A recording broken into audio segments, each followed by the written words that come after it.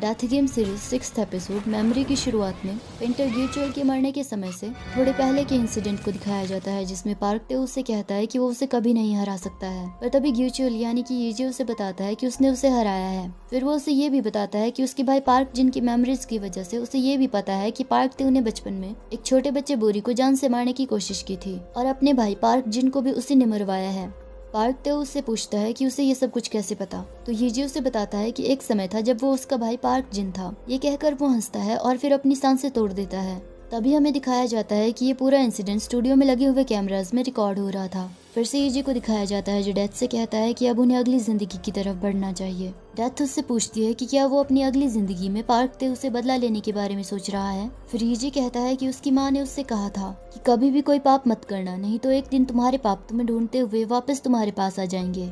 Easy कहता है पर मैंने एक बात सीखी है कि अमीर लोगों के पाप कभी भी वापस उन तक नहीं पहुँचते हैं, इसलिए मैं पार्क टे को खुद सजा दूंगा। डेथ उससे कहती है अगर तुम ऐसा करोगे तो तुम्हारी सजा बढ़ जाएगी और मौत कभी भी किसी की प्लानिंग के हिसाब से नहीं चलती है। ऐसा कहकर वो उसे फिर से गोली मार देती है। अब की बार ईजे अपने आप को एक अपराधी के पीछे भागते हुए पाता है और उसे पता चलता है कि इस बार वो एक पुलिस ऑफिसर के शरीर में है। तभी अचानक से वो क्रिमिनल उस पर छुरी से हमला करने की कोशिश करता है, जिसे देखकर वो पुलिस ऑफिसर वहाँ से भागने की कोशिश करता है। पर तभी उसका साथी वू जिहिन वहाँ पर आ जाता है और उस क्रिमिनल को पकड़ लेता है।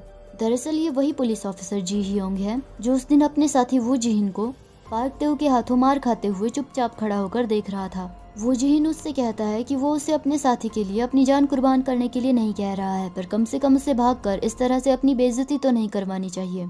ये जी चुपचाप उसकी डांट सुनता है, पर तभी वो शाइनिंग ऑर्ब फिर से उसके पास आता है, जिससे उसे पता चलता है कि वो इस वक्त 42 साल के जी हियोंग के शरीर में है। जी हियोंग के पापा एक बहुत ही बहादुर पुलिस ऑफिसर थे, पर एक खतरनाक क्रिमिनल को पकड़ने की कोशिश में उनकी मौत हो गई थी।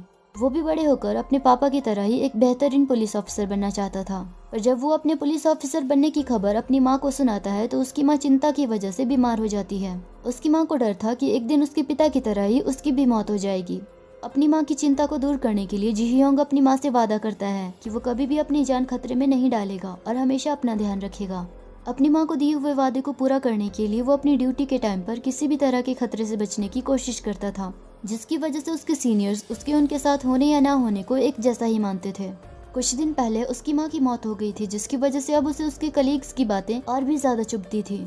उस दिन जब पार्क टे उसके साथी को पीट रहा था तब भी वो उसकी मदद नहीं कर पाया, क्योंकि अब तक उसे कायरों की तरह जीने की आदत पड़ चुकी थी। उसे इस बात का एहसास बहुत देर से होता है कि एक इंसान का चरित्र उसके सिद्धांतों और विश्वास से नहीं बल्कि अपनी जिंदगी में जो वो काम करता है उनसे बनता है। ये सब याद आते ही ईजे अपने आप से कहता है कि मुझे इस आदमी पर बहुत दया आ रही है, इसका जूनियर तक इसकी इज्जत नहीं करता है। तभी जीनू एक आदमी के पीछे पीछे दौड़ते हुए वहाँ पर आता है और उस आदमी को काफी पीटता है। वो उस आदमी को धमकाते हुए कहता है कि अगर वो उसे उसके पैसे नहीं देगा तो वो उसे जान से मार डालेगा। तभी जी हियोंग यानी कि ईजे भी उसे देख लेता है और उसके पास जाकर उससे पूछता है कि वो कितने लोगों को पार्क टे के कहने पर जान से मारेगा। ये सुनकर जीनू उससे पूछता है कि वो कौन है, तो जी हियोंग उसे बताता है कि वो वही तेसंग है जिसकी जीनू जुवेनाइल डिटेंशन सेंटर में चमचागिरी करता था।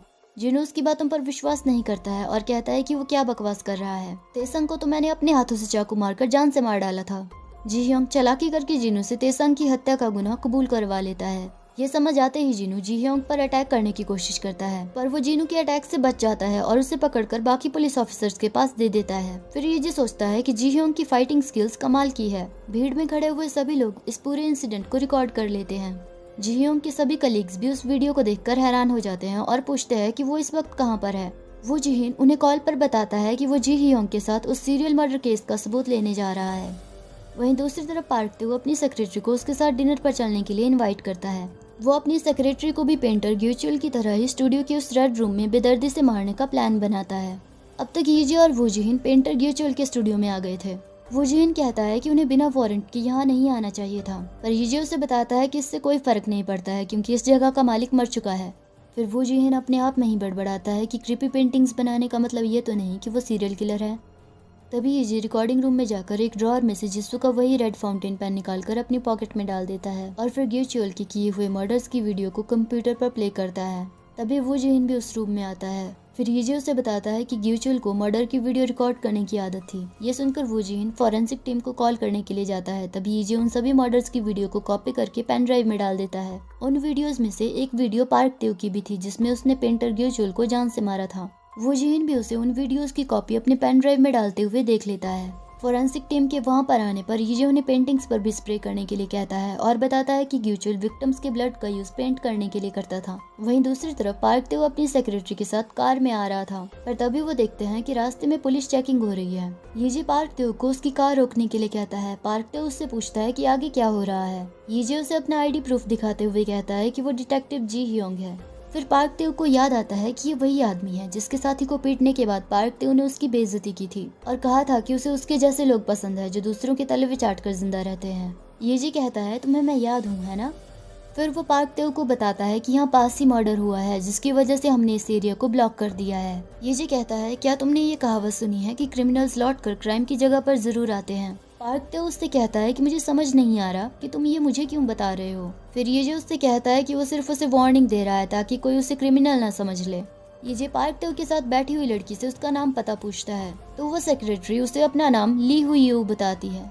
फिर वो सेक्रेटरी उससे पूछती है कि वो उसके बारे में क्यों पूछ रहा है तो ये उसे बताता है कि क्रिमिनल्स ने कोई नेम टैग नहीं पहना होता है। एक नॉर्मल दिखने वाले इंसान के अंदर भी छुपा हुआ शैतान हो सकता है। ये कहता है मैं नहीं चाहता कि कल को तुम्हारे गुमशुदा होने की खबर आए, इसलिए हम यहाँ से गुजरने वाले हर एक इंसान की डिटेल्स रिकॉर्ड करके रख रहे हैं। फिर पार्क तेओ उससे पूछता है कि क्या अब वो यहाँ से जा सकते हैं। ये उन्हें जाने देता है। पार्क तेओ थोड़ी दूर ड्राइव करने के बाद अपनी सेक्रेटरी को कहता है कि मेरी भूख मर गई है, इसलिए तुम यहीं पर उतर जाओ।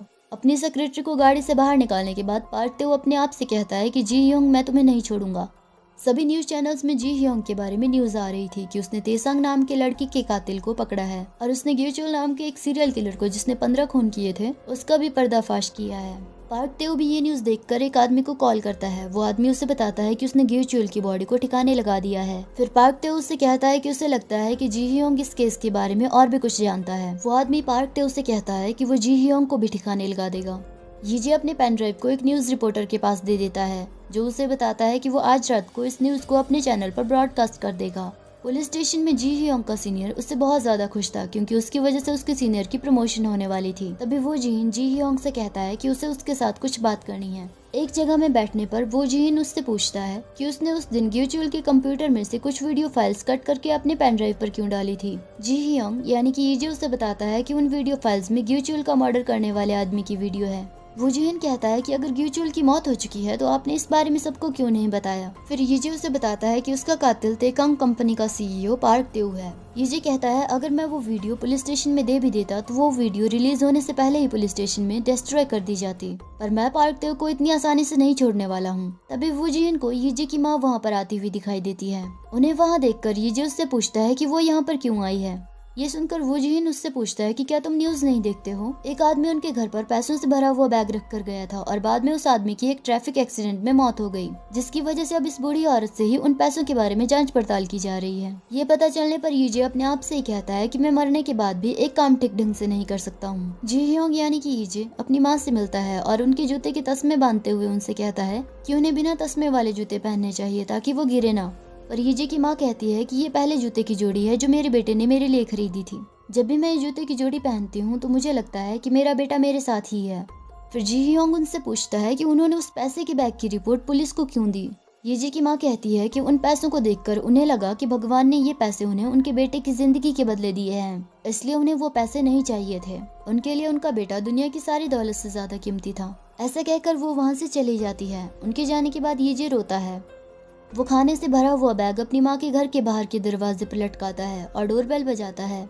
दरवाजा खोलने पर उसकी माँ उस बैग के साथ एक नोट देखती है। उस नोट में लिखा हुआ था कि उन्हें अपना खाना टाइम से खाना चाहिए। अपनी माँ को खाने का बैग लेकर घर के अंदर जाते हुए देखकर ये भी वहाँ से जाने लगता है, पर तभी गैंगस्टर जूहन का बॉस वहाँ आकर उसे चाकू मार देता है। वहीं दूसरी तरफ पार्क तेओ अपने पिता चेयरमैन पार्क के ऑफिस में पुलिस स्टेशन से आया हुआ जहांगीनियो और जीसू के एक्सीडेंट केस का एक डॉक्यूमेंट देखता है। तभी चेयरमैन पार्क भी वहाँ पर आ जाते हैं। पार्क तेओ उनसे पूछता है कि क्या वो उसके खिलाफ सबूत इकट्ठे कर रहे हैं, तो चेयरमैन पार्क उसे बताते हैं कि वो जानते थे कि पार्क तेओ घर के सभी पालतू जानवरों को मारकर उन्हें गायब कर देता था, पर एक पिता होने के नाते वो इन सब बातों को नजरअंदाज करते थे। पर जब उसने अब इंसानों को मारना शुरू कर दिया है, वो इस बात को और नजरअंदाज नहीं कर सकते हैं।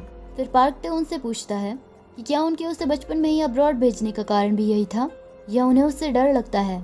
ऐसा कहकर वो अपना हाथ उनकी गर्दन की तरफ बढ़ाता है, पर फिर वो अपने आप को कंट्रोल करके गुस्से में गाड़ी लेकर वहाँ से चला जाता है। सड़क में एक कार ड्राइवर उस पर पागलों की तरह गाड़ी चलाने के लिए चिल्लाता है, पर पार्क तेओ उस आदमी को जान से ही मार डालता है। न्यूज स्टेशन का डायरेक्टर पार्क तेओ को कॉल करके बताता है कि डिटेक्टिव जी हियोंग ने पेंटर ग्यूचुअल के मर्डर की वीडियो उन्हें दी है और आज रात की ब्रॉडकास्ट में उस वीडियो को दिखाया जाएगा और वो उस वीडियो को रिलीज होने से नहीं रोक सकता है। उसकी बातें सुनकर पार्क तेओ फिर उस आदमी को कॉल करके पूछता है कि क्या तुमने जी हियोंग को ठिकाने लगा दिया, पर उस आदमी को जी हियोंग ने अरेस्ट कर लिया था। इसलिए पुलिस स्टेशन में बैठा हुआ जी हियोंग उसकी कॉल रिसीव करता है। जी हियोंग उस गैंगस्टर के साथ फाइट करके बच गया था और उसने उस गैंगस्टर को भी अरेस्ट कर लिया था। पार्क तेओ जी हियोंग को उससे मिलने के लिए बुलाता है, पर जी हियोंग उससे कहता है कि वो न्यूज रिलीज होने के बाद उससे मिलने आएगा और अपने साथ ब्रांडेड जर्मन हथकड़ियां उसके लिए तोहफे में लेकर आएगा। ये सुनकर पार्क तेओ को बहुत गुस्सा आता है, पर इससे पहले वो कुछ और कह पाता जी हियोंग उसकी कॉल कट कर देता है। जी हियोंग का सीनियर अपने आप से कहता है कि पिछले 12 सालों की काम की कसर इसने एक हफ्ते में पूरी कर दी, पर पता नहीं मुझे ऐसा क्यों लग रहा है कि कुछ बहुत ही गलत होने वाला है। तभी उसे उसके कमिश्नर की कॉल आती है जो जी हियोंग को उससे मिलने के लिए बुलाता है। कमिश्नर के ऑफिस के बाहर जी हियोंग पार्क तेओ के एक आदमी को देखता है जिसने पहले जीनू को जुवेनाइल डिटेंशन सेंटर से छुड़ाया था। कमिश्नर जी हियोंग और पार्क तेओ को अकेला छोड़कर रूम से बाहर चला जाता है। पार्क तेओ जी हियोंग को एक डॉक्यूमेंट देते हुए कहता है कि अगर वो इस पर साइन करेगा तो वो जो चाहे वो चीज हासिल कर सकता है, चाहे वो पैसे हो या प्रेस्टीज। जी हियोंग यानी कि ईजे जिसू का वही फाउंटेन पेन निकालता है। ये देखकर पार्क तेओ मुस्कुराने लगता है, पर तभी ईजे उस फाउंटेन पेन से उस डॉक्यूमेंट को फाड़ देता है। ये देखकर पार्क तेओ उसे धमकाने की कोशिश करता है, पर ईजे उससे कहता है कि वो मरने से नहीं डरता है। ये सुनकर पार्क तेओ उससे कहता है कि तुम तो इस तरह से बात कर रहे हो कि जैसे तुम्हारे पास 9 जिंदगियां हो। ईजे उससे कहता है मुझे लगा तुम्हें इस बारे में कोई आइडिया नहीं है, पर जो भी हो मैं तुम्हें ऐसे नहीं छोड़ने वाला हूँ। फिर ईजे उसे आधे घंटे में फर्स्ट फ्लोर में मिलने के लिए कहकर वहाँ से चला जाता है। उसके जाने के बाद पार्क तेओ का आदमी रूम के अंदर आकर उससे कहता है कि वो डिटेक्टिव ली को जी हियोंग को संभालने के लिए कहेगा। जब जी हियोंग पुलिस स्टेशन में आता है तो वहाँ पर उसके कलीग्स का रवैया कुछ अजीब सा ही था। फिर जी हियोंग न्यूज देखता है जिसमें बताया जा रहा था कि एक कार ड्राइवर का मर्डर हो चुका है, पर उसके कातिल के बारे में अभी तक कुछ भी पता नहीं चला है। तभी एक और न्यूज आती है जिसमें बताया जाता है कि पार्क तेओ ने पेंटर ग्यूचुअल के मर्डर के केस में अपने आप को सरेंडर कर दिया है। पार्क तेओ न्यूज रिपोर्टर्स को बताता है कि वो ग्यूचुअल को नहीं जानता था, पर ग्यूचुअल उसे किडनैप करके अपने स्टूडियो में ले गया था और वहाँ पर उसे पता चला कि ग्यूचुअल एक सीरियल किलर है और अब तक 15 लोगों को मार चुका है। पर जब उसने पार्क तेओ को भी मारने की कोशिश की तो उन दोनों के बीच हाथापाई हुई और पार्क तेओ बचकर वहाँ से भाग गया। न्यूज में वीडियो का वही हिस्सा दिखाया जाता है जिसमें ग्यूचुअल जबरदस्ती पार्क तेओ को स्टूडियो में लेकर आता है। फिर न्यूज एंकर कहता है कि उन्हें ग्यूचुअल की बॉडी नहीं मिली है, इसलिए हो सकता है कि ग्यूचुअल अभी भी जिंदा हो। पार्क तेओ के खिलाफ कोई सबूत नहीं मिलता है जिसकी वजह से उसे छोड़ दिया जाता है। वहीं दूसरी तरफ जी हियोंग और उसके सीनियर को जॉब से निकाल दिया जाता है। पुलिस स्टेशन से बाहर निकलने पर पार्क तेओ का एक आदमी जी हियोंग को किडनैप कर लेता है और फिर पार्क तेओ को कॉल करके बताता है कि उसे जी हियोंग के घर में उस वीडियो की कोई और कॉपी नहीं मिली। ये न्यूज सुनने के बाद पार्क तेओ कुछ गोलियां खाकर सो जाता है, पर थोड़ी देर बाद प्लेन के हिलने की वजह से उसकी आंख खुल जाती है। पायलट की कैबिन में जाने पर वो देखता है कि वहाँ पर कोई भी नहीं है और प्लेन ऑटो पायलट मोड पर है। तभी प्लेन में एक आदमी की आवाज आती है जो उन सभी लोगों के नाम लेता है जिन्हें पार्क तेओ ने जान से मारा था। वो आदमी कहता है कि तुमने अपने भाई पार्क जिन को प्लेन एक्सीडेंट का रूप देकर मारा। तुमने ही सॉन्ग जे को पैसों का लालच देकर 8000 मीटर की ऊंचाई से बिना पैराशूट के स्काई डाइव करने के लिए कहकर उसे जानबूझकर मौत के मुंह में धकेल दिया। ये प्लेन 30 सेकंड में फट जाएगा और तुम्हारी मौत भी बिल्कुल उसी तरह से होगी जैसे तुम्हारे भाई पार्क जिन की हुई थी। ये सुनकर पार्क तेओ काफी डर जाता है। तभी वही आवाज फिर से कहती है कि तुमने तो सॉन्ग को पैराशूट के बिना कूदने के लिए कहा था, पर मैं तुम्हें एक मौका देता हूँ। अगर तुम जिंदा रहना चाहते हो तो पैराशूट लेकर इस प्लेन से कूद जाओ। तभी 30 सेकंड का काउंटडाउन शुरू हो जाता है और प्लेन के इंजन में आग लग जाती है। पार्क तेओ पागलों की तरह पैराशूट ढूंढता है, पर जब उसे पैराशूट मिलता है तब तक सिर्फ 2 ही सेकंड बचे थे। वो पैराशूट लेकर जैसे तैसे प्लेन से कूद जाता है, पर जैसे ही वो रोड पर लैंड करता है एक आदमी उसे कार से टक्कर मार देता है। वो आदमी कोई और नहीं बल्कि जी हियोंग यानी कि ईजे ही था। दरअसल ईजे को पार्क तेओ के प्लान का पहले से ही अंदाजा था और क्योंकि उसके पास गैंगस्टर जूहन की मेमोरीज भी थी इसलिए उसे पता था कि जूहन का बॉस उनके सभी क्लाइंट्स के काले कर्मों का सबूत अपने पास संभाल कर रखता है, इसलिए उसे पार्क तेओ के खिलाफ और सबूत आसानी से मिल जाएंगे।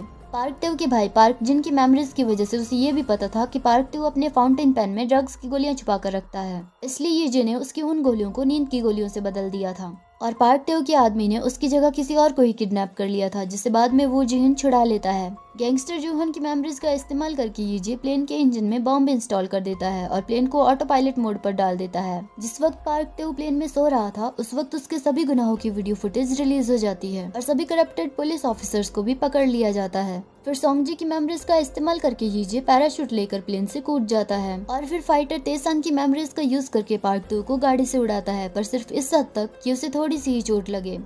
फिर जंग युनियो की मेमोरीज के हिसाब से वो पार्क टेऊ की सांस रोककर उसे मारने की कोशिश करता है और कहता है कि तुम तो अपने आप को भगवान कहते थे ना, जो दूसरों का जीना और मरना डिसाइड करता है, तो अब क्या हुआ? तुमने जिसू को जान से मारा था, अब मैं तुम्हें मारकर तुम्हारे साथ नर्क में जाऊंगा। पर तभी डेथ वहाँ पर आ जाती है। उसे वहाँ देखकर यीजे उससे कहता है कि वो उसके रूल्स नहीं मानेगा और इस आदमी को नहीं छोड़ेगा। डेथ उसकी तरफ आते हुए मुस्कुराती है। तभी यीजे की पॉकेट में से जिसू का फाउंटेन पेन गिरता है, जिसे देखकर यीजे पार्क टेऊ को छोड़ देता है। यीजे को जिसू की बातें याद आती है, जब जिसू ने उससे कहा था कि वो चाहती है कि उसकी कहानी की हैप्पी एंडिंग हो। ये याद आते ही वो रोता है और खड़ा होकर देखता है कि डेथ वहाँ पर नहीं है। फिर यीजे भी वहाँ से जाने लगता है, पर तभी पार्क टेऊ पीछे से आकर उस पर हमला करने की कोशिश करता है। पर तभी अचानक से तेज हवा चलने लगती है और उसका पैराशूट उसे उड़ाकर पीछे की तरफ एक गाड़ी के आगे ले जाता है। और इसी के साथ 6th एपिसोड यहीं पर खत्म हो जाता है।